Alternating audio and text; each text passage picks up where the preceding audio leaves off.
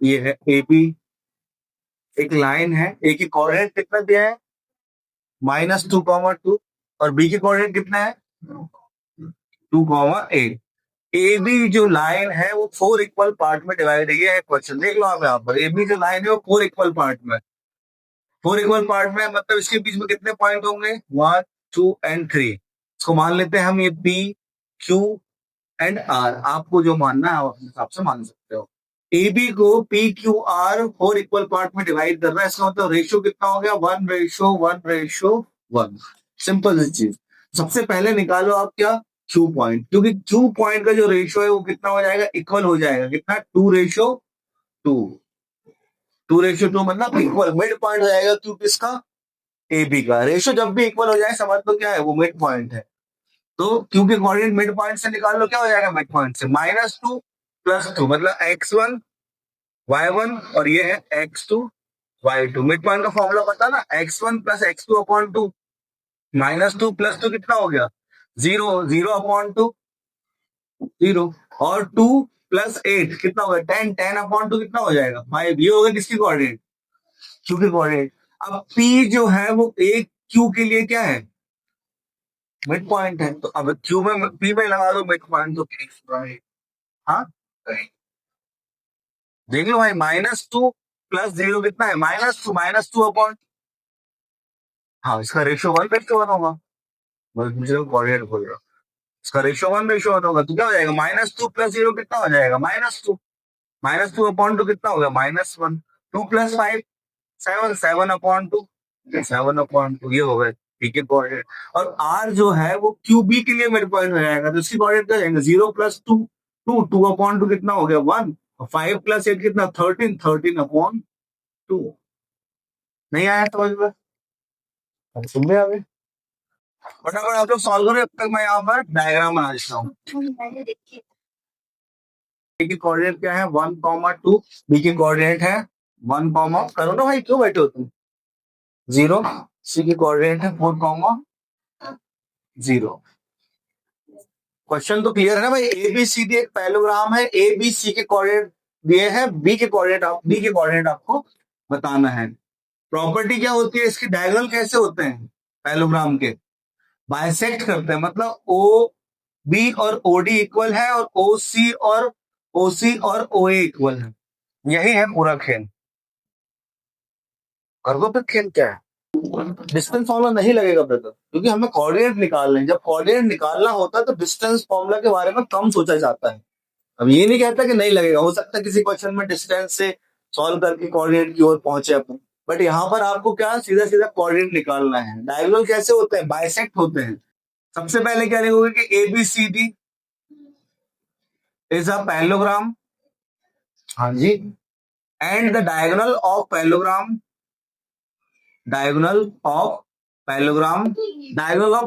Bisect each other.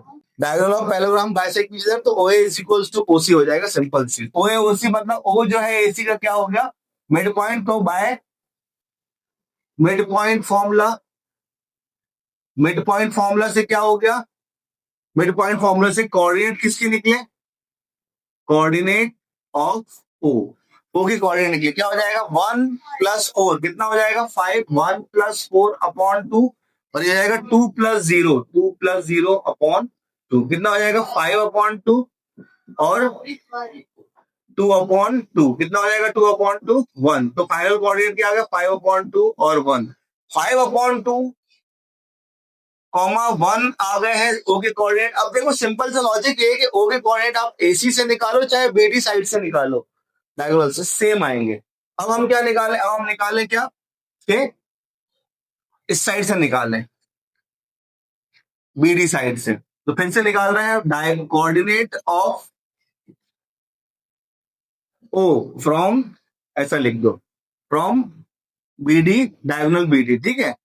तो diagonal BD से आप देखो इसकी कोऑर्डिनेट दिए नहीं, तो इसको मान लो let the coordinate of D is X and Y.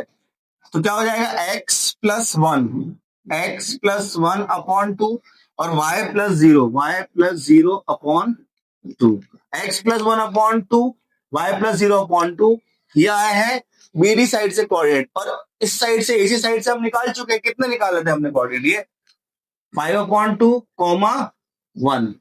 दोनों आपस में कैसे हो जाएंगे भाई? कोऑर्डिनेट्स इक्वल होंगे कि नहीं होंगे? ये किया कि नहीं आपने इक्वेट? क्यों इक्वल किया कि नहीं यहां से? अच्छा, मन में कर लिया, ठीक है। तो ये इसका एक्स कोऑर्डिनेट इसके एक्स कोऑर्डिनेट के बराबर हो गया, तो 5/2 is equals to x plus 1/2। 2 से 2 कट, 1 को यहाँ भेज दिया तो एक्स की वैल्यू कितनी आ गई? 5 - 1 4। और एक बार हमने क्या कर दिया, y का कोऑर्डिनेट इक्वल कर दिया, तो y/2, 2 को इधर भेज दिया तो y इज इक्वल टू कितना आ गया? तो कोऑर्डिनेट क्या आ गया इसके? 4,2। ये है भाई डायग्राम, इस तरीके से बना हुआ डायग्राम है। 2a, 0, और इसके कोऑर्डिनेट है 0,2b। डिस्टेंस फॉर्मूला कहाँ कहाँ लगाओगे? ओसी, एसी, बीसी। हाँ तो सही है। सी अगर इक्वी डिस्टेंस है मतलब क्या निकाल लो? ओ ए निकाल लो, एसी निकाल लो, बीसी। सही कहा आपने, तीनों डिस्टेंस। दीदी सी के कोऑर्डिनेट आए हैं, सी की डिस्टेंस हुई ना आई है आपकी। सी ए बी के लिए मिड पॉइंट, सी के कोऑर्डिनेट के लिए भाई इसको मान लो क्या? x1 y1 x2 y2। क्या होता है? x1 प्लस x2 मतलब 0 प्लस 2a कितना हो जाएगा? ऐसा लिख लो, 0 प्लस 2a/2, और ये आएगा 2b प्लस 0/2। सॉल्व करा तो क्या हो जाएगा? ये 0 प्लस 2a कितना हो जाएगा? 2a/2। ये हो जाएगा 2b/2। 2 से 2 कट, तो क्या है कोऑर्डिनेट फाइनल? a, ये आ गया सी के कोऑर्डिनेट a, b।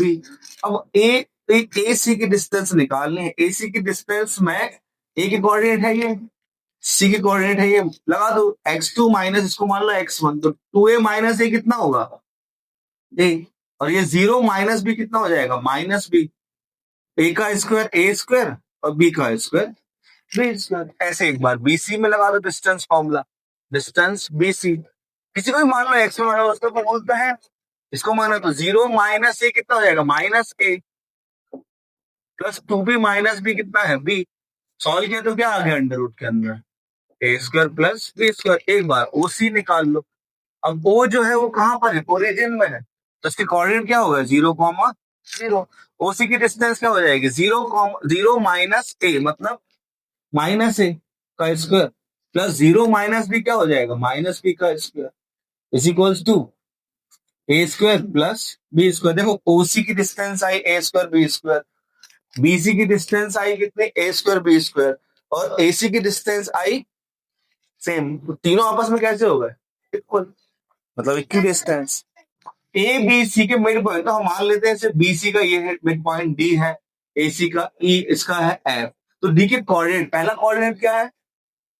3,4 है ना, ठीक है ना। अगला 4,6, और इसके बाद 5,7। ये है एफ का कोऑर्डिनेट, ठीक है। ए बी सी के कोऑर्डिनेट नहीं दिया, एज्यूम कर लो। Let the coordinate of A is x1, y1। B के कोऑर्डिनेट मान लो x2, y2। सी के कोऑर्डिनेट मान लो x3, y3। ये जितना मैंने ओरल अभी बोला है ना, इतना ही आपको लिखना है यहाँ पर बस, कि D E F R the mid point, the coordinate of D E F R this, और ए बी सी के जो कोऑर्डिनेट है वो एज्यूम कर लेना, ये जो मैंने ऊपर लिख दिए हैं। अब आप ये बताओ मेरे को, डी के कोऑर्डिनेट अगर मुझे निकालना है मिड पॉइंट से, बीसी साइड से, ठीक है, कि कोऑर्डिनेट ऑफ डी, डी के कोऑर्डिनेट मिड पॉइंट से कैसे निकालेंगे? हो जाएगा x2 plus x3, right. x2 plus x3/2, y2 plus y3/2। D के कोऑर्डिनेट तो आपको दिए हैं, मतलब 3,4 है डी के कोऑर्डिनेट। ये हो जाएगा इसके equal x2 plus x3/2, y2 plus y3/2। मतलब ये जो x का कोऑर्डिनेट है इसके x कोऑर्डिनेट के बराबर हो गया। तो 3 किसके इक्वल हुआ? x2 plus x3 whole upon 2। इसको ट्रांसफर कर दिया तो x2 plus x3 is equal to कितना आ गया? 6। Equation number 1। यहां तक समझ में आया? ऐसे ही हमने क्या करा, y का कोऑर्डिनेट इक्वल कर दिया, तो हो जाएगा y2 हो जाएगा 4 is equals to y2 plus y3/2। मतलब y2 प्लस y3 कितना आ गया, 4 2 इक्वेशन नंबर 2। ऐसे यहां से निकाल लो आप, ऐसे यहां से निकाल लो, तो ई के कोऑर्डिनेट डी और एफ के कोऑर्डिनेट से निकल जाएगा कि आपका एक इक्वेशन यहां से आ जाएगी, एक इक्वेशन यहां से आ जाएगी। समझ में आई ना ये चीज? तो अब ऐसे निकाल लो, क्या हो जाएगा आपका कोऑर्डिनेट ऑफ ई, क्या हो जाएगा? Coordinate x1 plus x3 upon 2 जो आएगा y1 plus y3 upon 2। Coordinate दिए हैं कितना, 4,6 is equals to x1 plus x3 upon 2 और ये हो जाएगा y1 plus y3 upon 2। Equal कर दो, तो x1 plus x3 upon 2 is equals to क्या हो गया, 4। तो x1 प्लस x3 की वैल्यू कितनी आ गई, 4 2 8, इक्वेशन नंबर 3। यहां निकाल लो, इसके कोऑर्डिनेट हो जाएगा y1 plus y3 upon 2 is equal to 6। तो y1 प्लस y3 कितना आ जाएगा, 12, इक्वेशन नंबर 4। एक और बन जाएगा कौन सा हमारा, यहां से कि coordinate of f by mid point formula. तो क्या हो जाएगा, x1 plus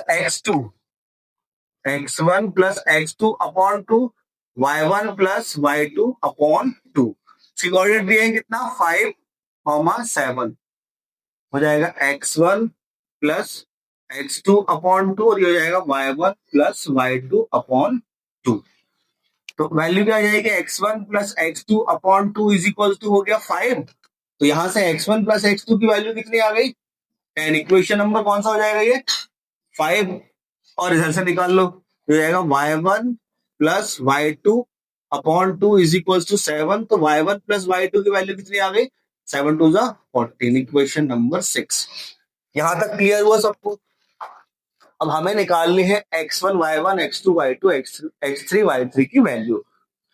linear equation in two variable तो सबने पढ़ा हुआ है, क्योंकि ज्यादातर जितनी इक्वेशन लिखी है सब कितने वेरिएबल की है, टू वेरिएबल की है। लेकिन अब आपको करना क्या है कि भाई अब एलिमिनेशन करना है, तो एलिमिनेशन करने में दिक्कत होगी। आप देखो जरा, कोई भी एक्स की इक्वेशन ले लो आप, जैसे मान लो आपने ये फर्स्ट इक्वेशन ली और इक्वेशन नंबर आपने थर्ड ले ली, है ना, यही है पहला, तीसरा और पांचवा, ये है एक्स की इक्वेशन। दूसरी, चौथी और छठवीं जो है वो वाई की इक्वेशन है। इन दोनों को अगर आप एलिमिनेट करते हो तो यहां से x3 तो कट जाएगा, लेकिन x1 और x2 में आ जाएगी इक्वेशन।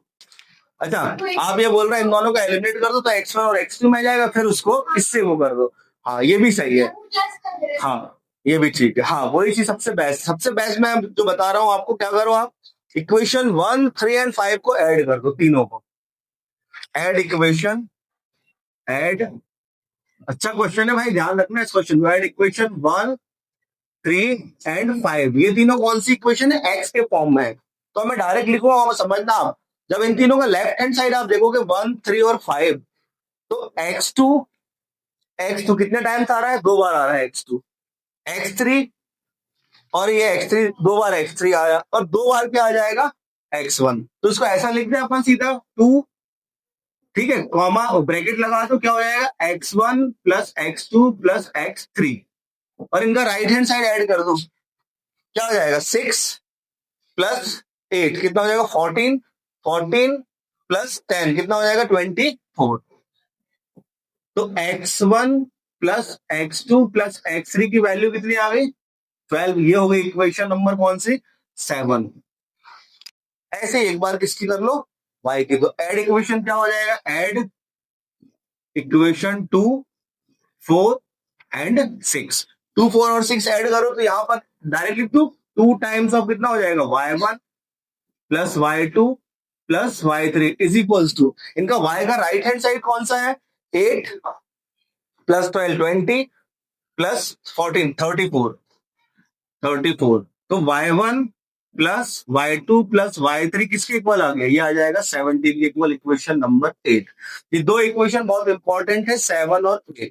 अब यहीं से आपको क्या करना है, कोई भी इक्वेशन यहां से सब्ट्रैक्ट कर दो, ऐसे x वाली है ये, अगर मैं फर्स्ट इक्वेशन और 7 इक्वेशन को माइनस करूं, है ना, फर्स्ट और 7 को अगर मैं माइनस करूं तो x2 कट जाएगा और x3 कट जाएगा, किसकी वैल्यू आ जाएगी, समझ रहे हो आप चीजों को।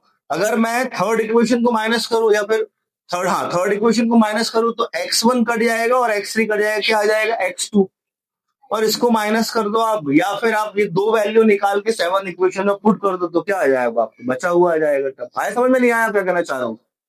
तो आप इतना तो भले ही मत लिखो, लेकिन आप मेरे को x1 x2 और x3 और y1 y2 y3 की वैल्यू निकाल के बता दो फटाफट से। चलो छोड़ो, बोलो इक्वेशन नंबर 7 और इक्वेशन नंबर 1 डायरेक्ट लिख रहा हूं मैं ना। इक्वेशन 7 माइनस इक्वेशन 1, इक्वेशन 7 और 1 को माइनस किया तो 7 को देखो क्या है x1 x2 x3, और 1 में क्या है x2 और x3, माइनस हो गया तो x2 x3 कट गया, क्या बचा x1, और यहां से 12 माइनस 6 कितना हो जाएगा 6।